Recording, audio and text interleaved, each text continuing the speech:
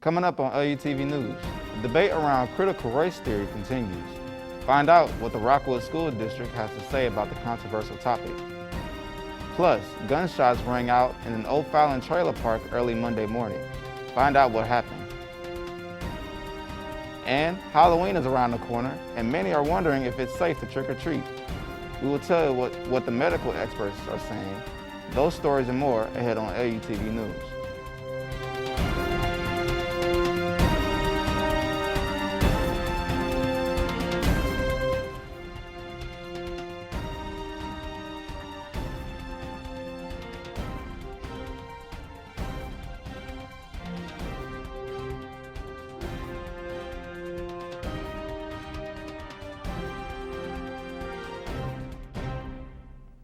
Welcome to this edition of LUTV News. I'm Josh Robinson. St. Louis County Police officers are now required to get a COVID-19 vaccine or get weekly testing. That's according to the acting head of the St. Louis County Police Chief, Kenneth Gregory. The order was issued even though an officer filed a lawsuit challenging the county's mandate. Officer Jared Lindeman requested a temporary restraining order against the county council and St. Louis County Executive Sam Page. Lindeman's request was canceled after the order was issued during a hearing on Friday. The County Police Union and the St. Louis Police Association opposes extending the vaccine requirement to police. The deadline is coming up for St. Louis public school employees to get vaccinated. The school district mandated by October 15th for all employees to be vaccinated back in August. The policy includes medical and religious exemptions.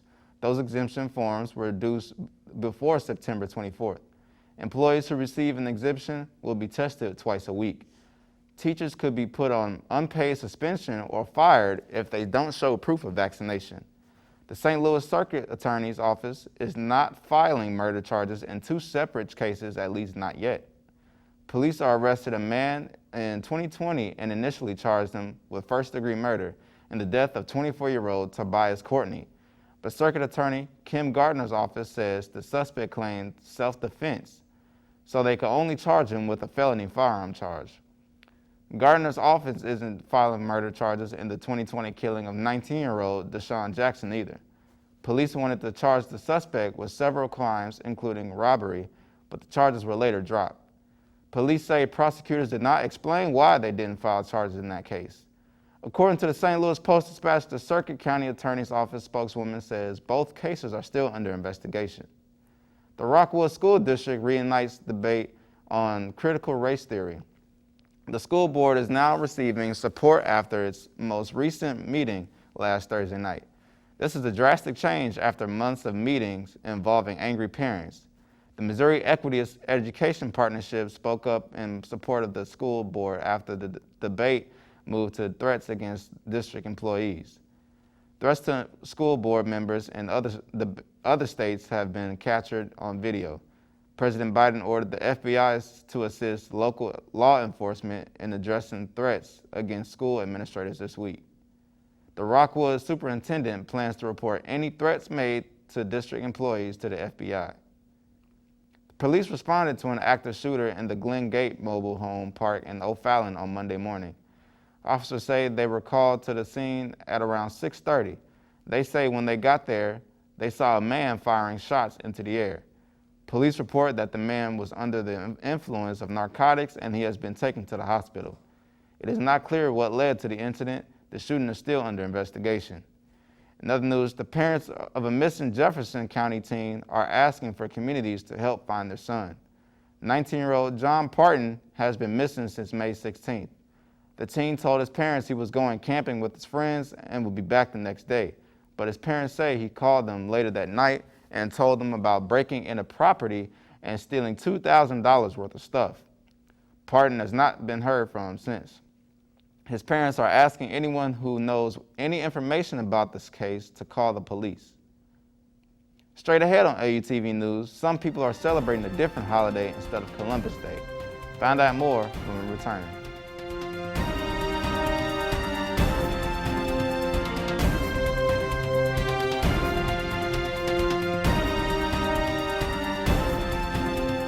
In foster care, I never knew when I would have to move. so I always had my suitcase ready to go. Then one day, I was adopted. My new parents opened their hearts and home to me. My parents cook my favorite breakfast for me every morning. My parents take me on trips I never thought I would go on. They gave me a home and an even better reason to use that suitcase. My parents aren't perfect, but they're perfect for me. I'm Jenny Garth, and as a mother of 3, I know kids worry about a lot of things. Getting enough food to eat shouldn't be one of them. But here in America, that is a real worry for 1 in 5 children.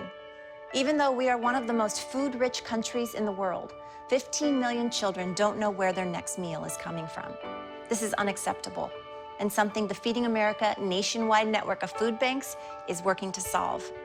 Instead of accepting that our country lets billions of pounds of surplus food go to waste every year, Feeding America has made it their mission to help families in need by rescuing this food. Through food pantries and meal programs, the nationwide network of food banks provides more than 3 billion meals, serving virtually every community in the United States, including yours. Join me in supporting Feeding America and your local food bank by visiting feedingamerica.org. Together, we can solve hunger. Together, we're feeding America. What do you think you're doing, Kevin? Was just gonna drive home. There are several warning signs present that you shouldn't be driving. Like hearing voices? Like your text-to-emoji ratio? Oh man, the selfies. Selfie, nailed it. We all have warning signs that let us know that we're probably not okay to drive. Mine is pretending to be your subconscious. Craig, come on man, let's split a ride home.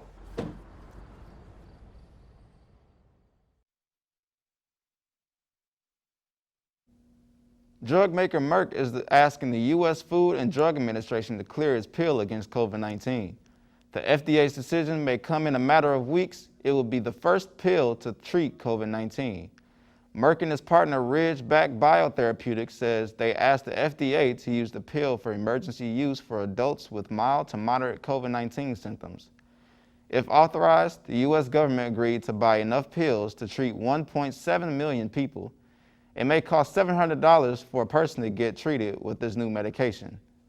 Southwest Airlines is canceling more than 2,000 weekend flights.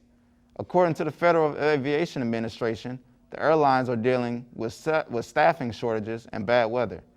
On Monday, Southwest also canceled 360 flights and 600 were delayed.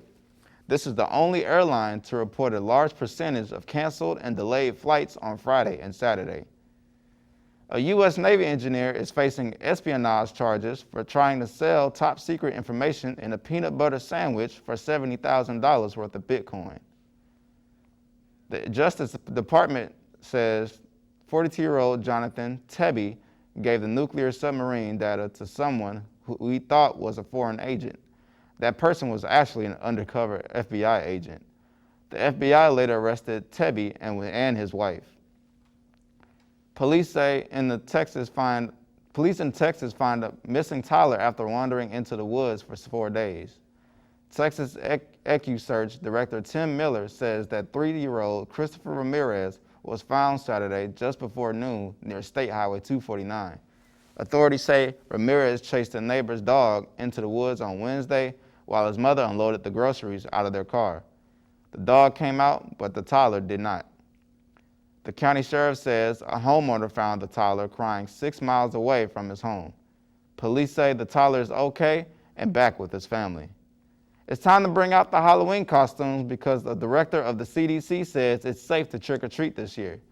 Dr. Anthony Fauci says that Halloween is an important time of the year for children and to go out and enjoy it. He made the announcement on Sunday's State of the Union address. Fauci says COVID-19 cases might be on the decline, but that people should still consider getting vaccinated for that, quote, extra degree of protection. The COVID-19 vaccine is approved for people 12 and older, but it hasn't been approved for children who are 5 to 11 years old yet. While many are familiar with Monday being Columbus Day, there's also another national holiday celebrated on Monday called Indigenous Peoples Day. Indigenous Peoples Day advocates say the holiday corrects American history that glorify Europeans like Christopher Columbus who have committed violence against indigenous communities. The day celebrates Native American peoples and their histories and cultures. This year marks the first time a U.S. president has officially recognized the day. President Biden issued a proclamation recently to observe the day and honor Native Americans and their contribution to American society. The rain on Monday morning won't be the last we see this week, so keep your umbrellas ready. More on that when we come back.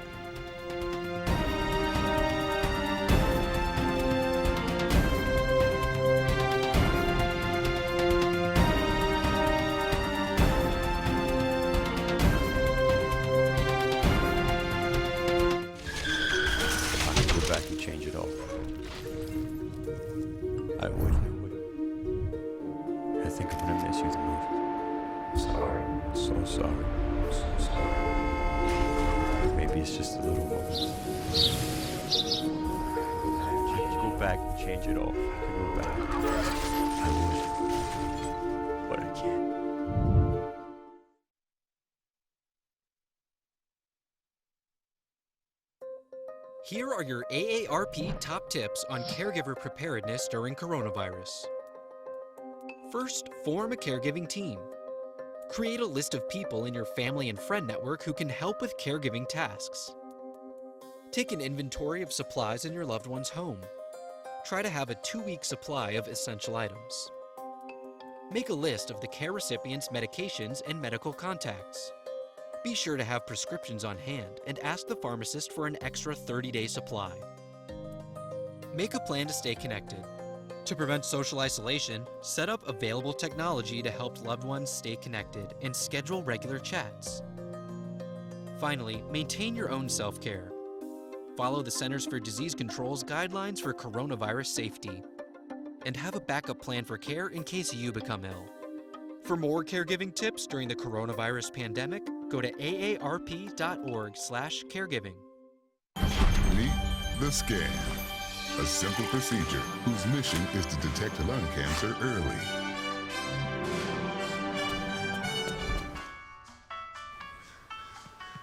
I'm here to save you!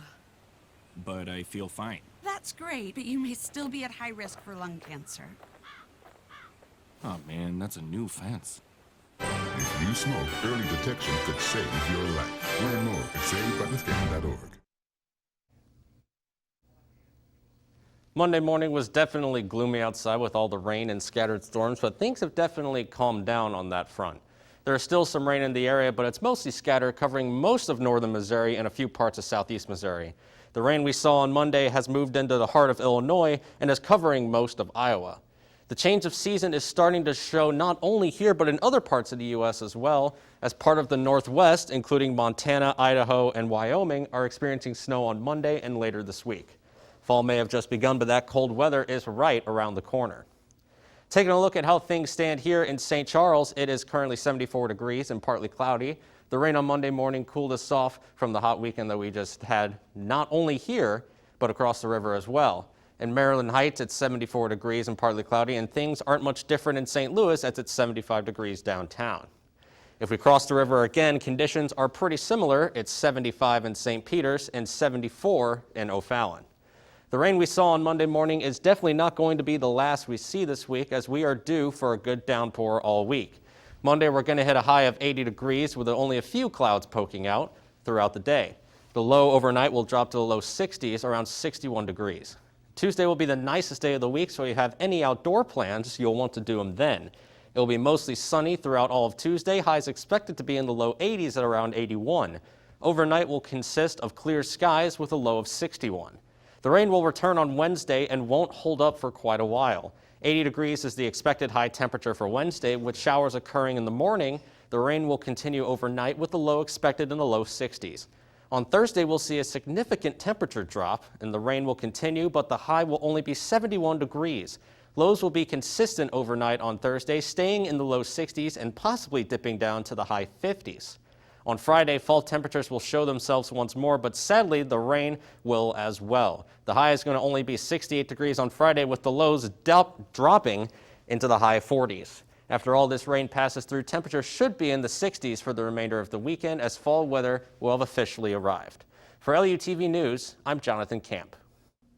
Faculty and friends have rallied behind a Ladue High School student who is raising money for childhood cancer research.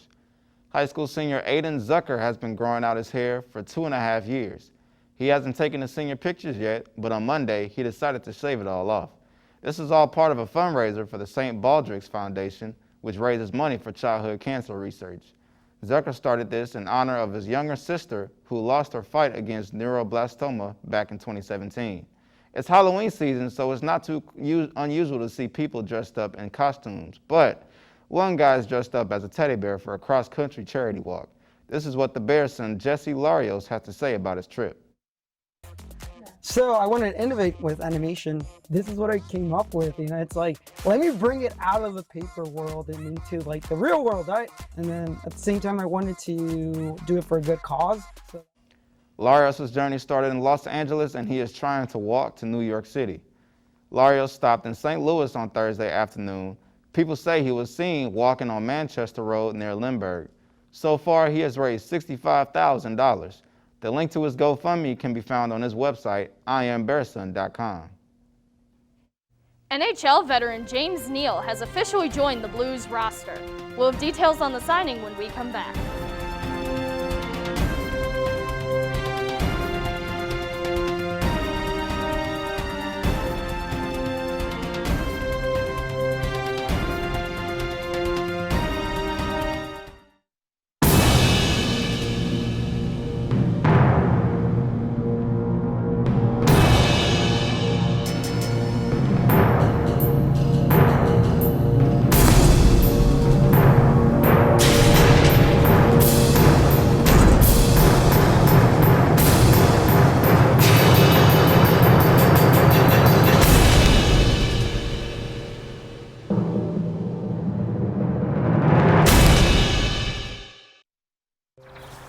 You see certain things get reincarnated in your children.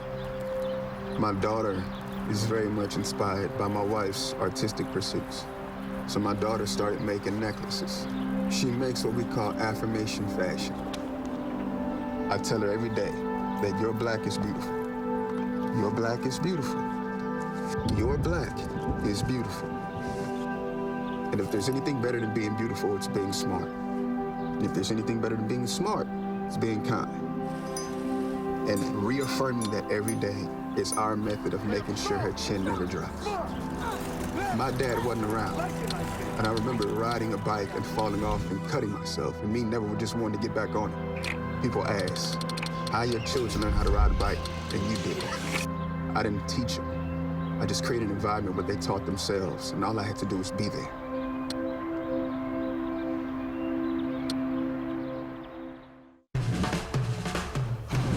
When you adopt a shelter pet, you discover their unique mix of all kinds of traits. Where'd Wiley go? Where's Wiley? Ah, there she is. Pa? Do you remember being an ancient wolf? Do you ever feel the call of the wild? You're a renegade cop, and I'm a con woman with nothing to prove. But together, we could really solve this murder.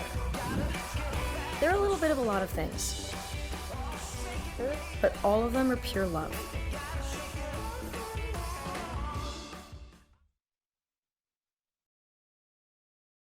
The St. Louis Blues have officially signed veteran James Neal to a one-year deal. Neal has been playing with the club on a professional tryout.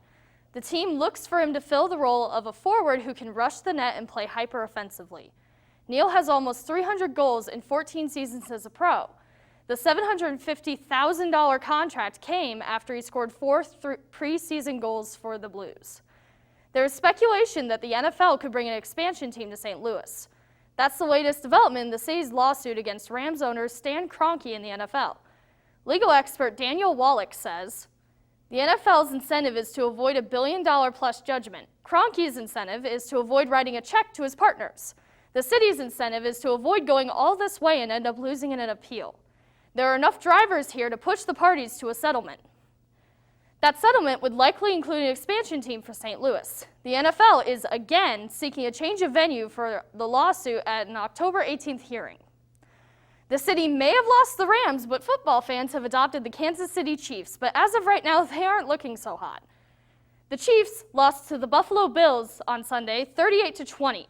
The Chiefs' defense was lacking in the first half with a lot of offensive misfires in the second half, which ultimately led to the loss. The game was delayed at halftime for just over an hour due to heavy rain and lightning. Players are hoping the early adversity will help them during the playoffs. The Gypsy King, Tyson Fury, is victorious in his third boxing match against Deontay Wilder. The Saturday fight was most certainly one for the ages. The match lasted 11 rounds, with both fighters landing huge punches and showing impressive stamina. During the 11th round, Fury sent out a flurry of punches which knocked out Wilder.